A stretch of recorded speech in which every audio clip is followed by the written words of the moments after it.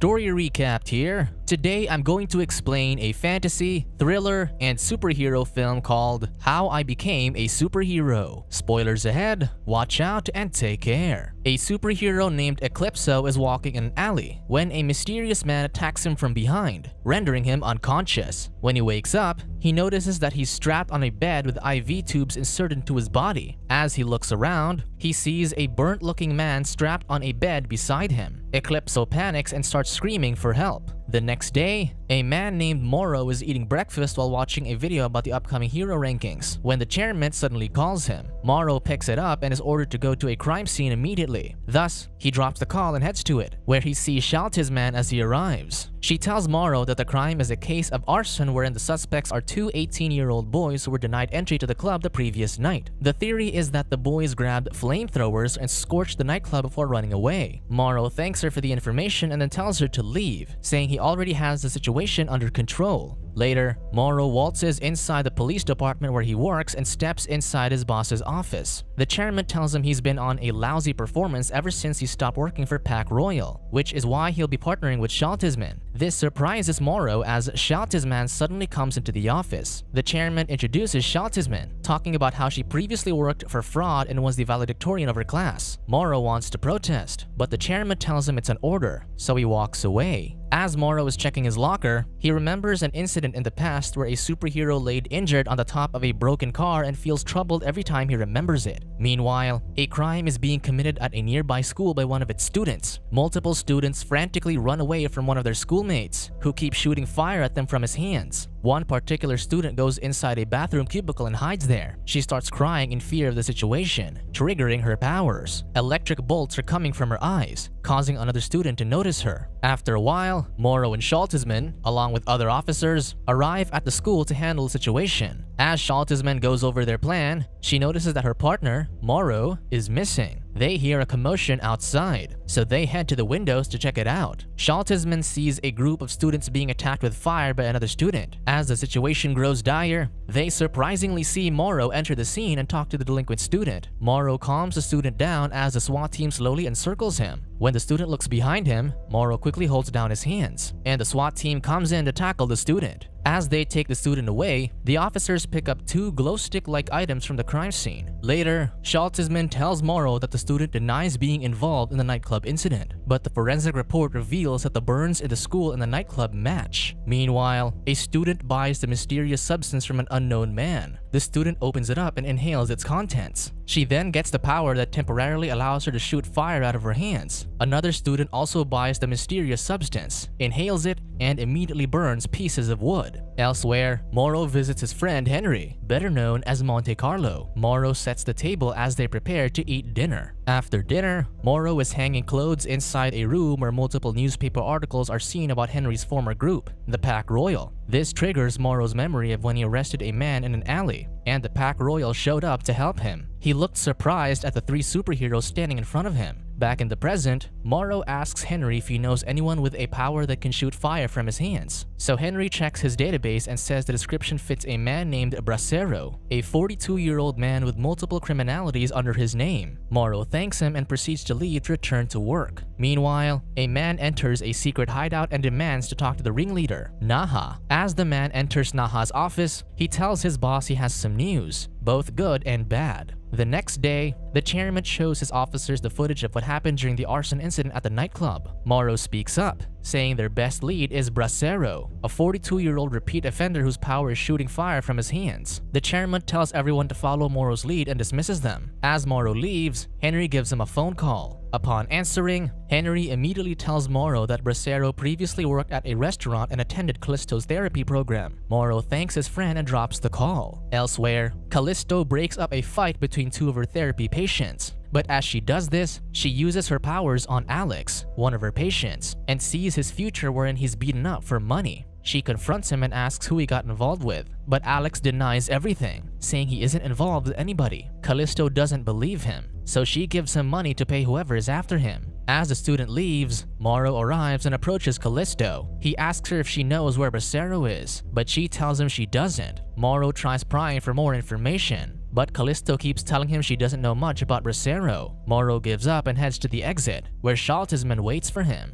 As he meets his partner, Schaltzmann tells him that the medical examiner wants to see them. The two officers arrive at the lab and see a burnt corpse on the medical table. The examiner tells them the DNA from the corpse matches those found on the mysterious substances they brought for testing. This means the source of the mysterious substance is the corpse's blood itself. The examiner says the corpse died from exsanguination, meaning his blood was drained by his killer until he had none left. As Moreau looks closer, he's able to identify the corpse based on his neck tattoo. The corpse is Bracero himself. Later, Moreau reviews the case files about the nightclub incident and notices a young man catching fire and fleeing from the scene. He immediately calls Schaltzmann and asks how many were declared injured in the nightclub case. Schaltzmann tells him that 5 were declared, but as Moreau reviews the video, he's able to determine that 6 people were injured. This means the person who didn't declare himself injured is one of the arsonists. The next day, the two enter a hospital where they interview a boy named Amin, who's admitted because of some burns on his body. Moreau asks him where he got burnt, and Amin says from ironing, but Moreau doesn't believe him. So he shows the camera footage, but Amin denies that he's the one in the video. Upon hearing that, Schaltzmann sits beside Amin and asks him if he knows he'll explode in 24 hours because of the mysterious substance's side effects. Amin doesn't believe her, but Schaltzmann warns him that his friend is dead because of the side effects, and the only way to get the antidote is to take it from the manufacturer. The bluff works on the young man, so he starts confessing about a man named Ismail selling those things outside their campus. Schaltzmann asks for more information, but the only thing Amin knows about Ismail is that he lives in Bluebell Towers. So Schaltzmann thanks Amin for confessing and leaves with Moreau. Meanwhile, Naha gathers all his men and tells them that a box of their supply is missing. None of the dealers seem to care, which enrages Naha, saying Ismail is off the radar, which can mean that the police caught him. Naha orders his men to find Ismail and bring him back, so they leave and enter a car to look for him. Later, Ismail goes inside his apartment complex and makes his way to his room. But before reaching it, he notices Moreau talking to another officer. He immediately steps away, but notices that Moreau is following, so Ismail tries to make a run for it. Schaltzmann rushes to him as Ismail heads for the rooftop, but she loses him eventually. The officers go to the streets, where Moreau hypothesizes that Ismail went inside a convenience store. Moreau goes inside and quickly shows the cashier his badge, while striking up a conversation so the cashier won't panic. While Ismail is distracted by Moreau's presence, Schaltzmann creeps toward him with her guns drawn. As she attempts to attack him, Ismail charges his arms to shoot fire, but Moreau immediately blows a fire extinguisher at him and hits him with a container. Elsewhere, 2 patients, Kareem and Vincent, are talking to Alex in the therapy program, trying to convince him to sell a substance to make a lot of money. Callisto walks in on them and instructs him to join the basketball game as everyone waits for them. Back in the station, Schaltzmann interrogates Ismail, but no matter what questions she asks or how intimidating she gets, she has no luck making him talk. This frustrates her, making her walk out of the room. Later, Moreau goes to a diner to grab something to eat when Henry contacts him. Moreau picks him up, and Henry tells him another superhero whose power causes temporary blindness named Eclipso went missing a few weeks ago. But before they can talk further, a loud explosion goes off nearby, so Moreau immediately drops the call and rushes outside. He sees an officer blind and wounded on the ground, so he uses his radio to call for backup as their precinct is under attack. Moreau draws his gun and slowly walks inside the station, where he sees multiple officers on the ground, and their visions are taken from them. He sees the enemy ahead, using his power to blind another officer. Moreau goes after him and sees Schaltzmann headed to a higher floor while pursuing an enemy. As Moreau heads up the stairs, he's horrified to see the enemy grabbing Schaltzmann and taking away her vision. The enemy runs, leaving Schaltzmann in a daze. Moreau rushes to her as she's slowly approaching a drop, but as he extends his hand to grab her, it merely goes through Schaltzmann's hand, causing her to fall from the top floor. Luckily,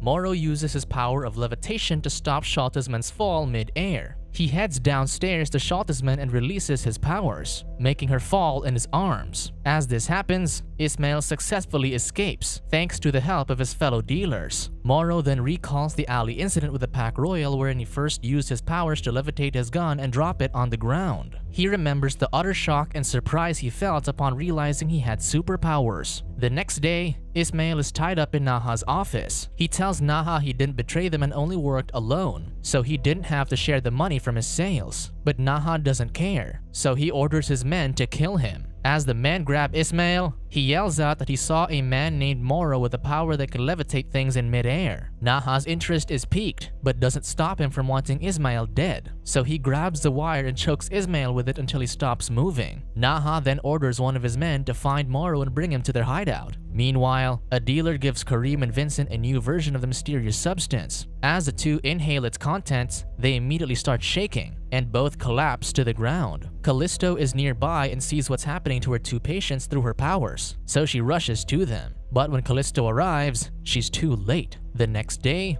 a woman arrives at the station and tells Moreau that her daughter, Lily, is missing. So Moreau tells Schaltzmann to take the woman's statement as he'll investigate their home. Shortly after, Moreau arrives at the woman's residence with his gun drawn. As he starts searching for clues, Callisto suddenly arrives, saying she thinks the dealers took Lily because of her powers. Moreau ignores her, saying she didn't want to help before. He then searches for clues in a trash bin and sees a torn piece of paper with a code written on it. Moreau tries the code on the laptop, but suddenly, two men attack him from behind and inject a sedative, making him pass out. The men take Moreau down the parking lot and into a van, but unknown to them, Schaltzmann and Callisto were in the parking lot also. Moreau's unconscious body activates his powers, causing the van to contort, disabling it from moving. So the women use this opportunity to attack Moreau's captor. Schaltzmann starts shooting, and Callisto beats up one of the men, but one of the men realizes that Moreau is making the van contort, so he grabs his gun and starts unloading on Moreau. The van returns to its original shape, and the men speed away, causing Moreau to fall out the back door of the van. The women approach Moreau and rip off his shirt, only to see multiple gunshot wounds on his chest. Luckily, Moreau's powers are still activated, making the bullets float off his body. The women then take Moreau to Henry's apartment, where they put bandages on his wounds. As the women sit at the table,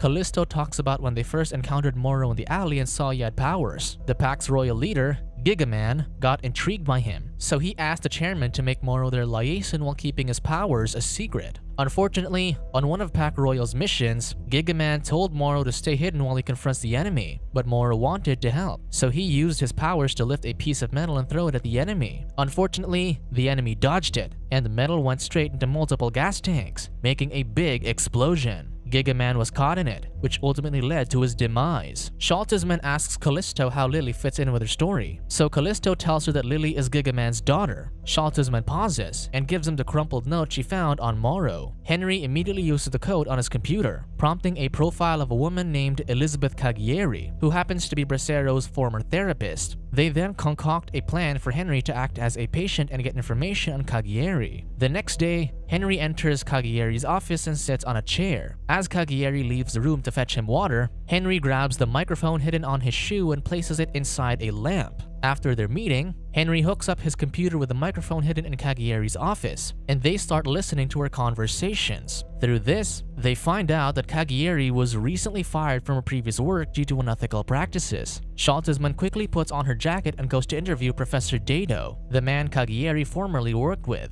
The professor tells her that a couple went to him and asked to remove their child's powers because it was causing him trouble. But Professor Dado refused, saying men shouldn't decide to give or remove powers. But Cagliari went behind his back and removed it anyway, and she was successful in doing so. Meanwhile, Henry hears Cagliari talking to someone about Lily through his computer. He listens closely and finds out that someone is experimenting on Lily. Cagliari tells the man she'll go to Lily to see how she's doing. As Cagliari arrives at Naha's hideout, Callisto follows her and takes a picture of her partner, Naha. Callisto then retreats to Henry's apartment, where she shows everyone the picture. Henry says they must storm the enemy's hideout, but Callisto dismisses this idea, saying Henry won't be effective enough considering he has Parkinson's disease. Suddenly, they hear Cagliari talking on Henry's computer. They hear her calling the police department and ratting out her partner, Naha. Schaltzmann says if the chairman sends his troops, it'll be a bloodbath. The next day, Naha tells his men that intruders are coming, so he instructs them to take all their products and flee the hideout. A dealer hurriedly starts throwing the products inside large bags, while Naha grabs Lily and takes her away. The other dealers inhale their new product, making their eyes turn blue. They then take cover as they see Schaltzmann firing at them. But when she stops, the dealers immediately use their temporary powers and shoot blue laser beams from their eyes.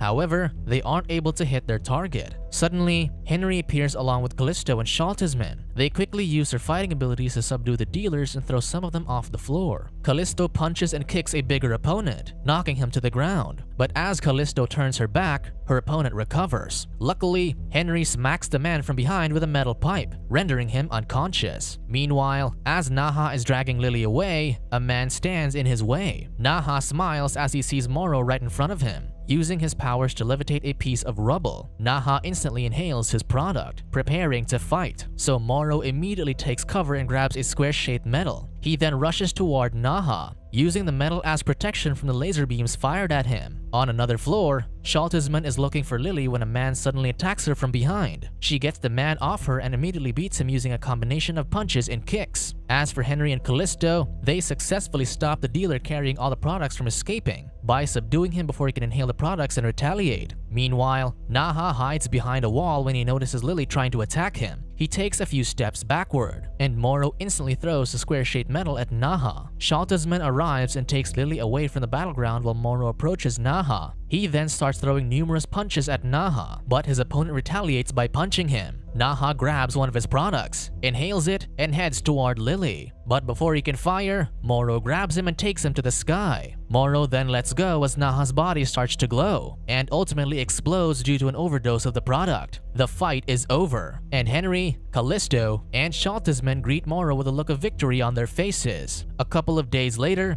news about a new powerful hero the public calls Titan breaks out. Every news channel talks about the same thing, and that's Moreau. Meanwhile, Moreau visits Lily in the hospital and brings her some food. Before leaving, Lily calls Moreau and tells him how thankful she is to him for rescuing her. Elsewhere, the chairman tells Schaltzmann that she can no longer keep Moreau as an officer, since an officer can't have powers. Schaltzmann tries to protest, but the chairman cuts her off and says he's reassigning her to become the Pack Royal's new liaison. With that, Schaltzmann smiles and leaves the office. Later, Moreau is standing on Henry's balcony as Schaltzmann approaches and gives him something wrapped in a cloth. Moreau unwraps it and sees that it's a superhero mask. Schaltzmann tells him she had it specially made for him and that she's the new liaison for the Pack Royal. The news surprises Moreau, making him stare at Schaltzmann, and without a moment's notice, the two kiss each other. Meanwhile, while inside her room, after being inspired by Moreau, Lily starts drawing a design for her first superhero costume.